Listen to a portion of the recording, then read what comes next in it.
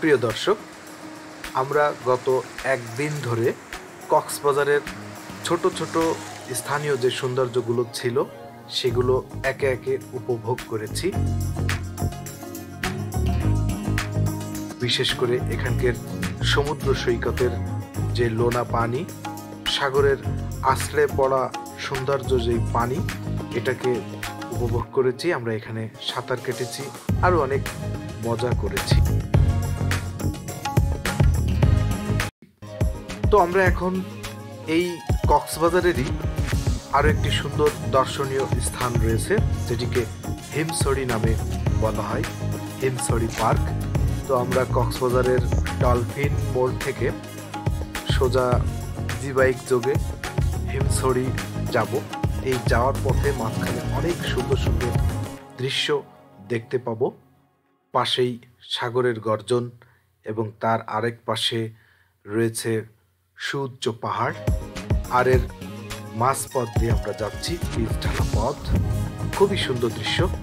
আসলে এগুলো বলে বোঝানোর কিছু নাই, এগুলো দেখতে হয়, দেখার বিষয় রয়েছে।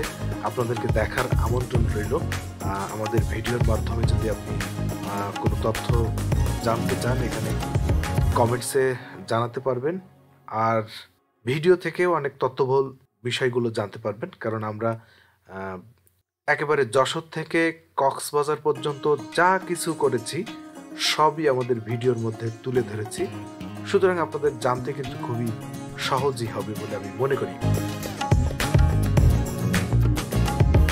তো যাই হোক প্রিয় দর্শক, আমরা এখন আপনাদেরকে নিয়ে যাচ্ছি হিমছড়ি।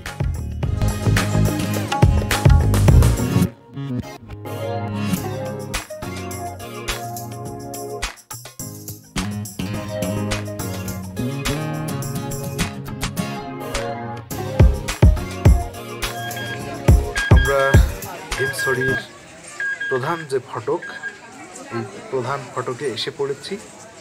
এখান থেকে মনে হচ্ছে টিকিট নিতে হবে।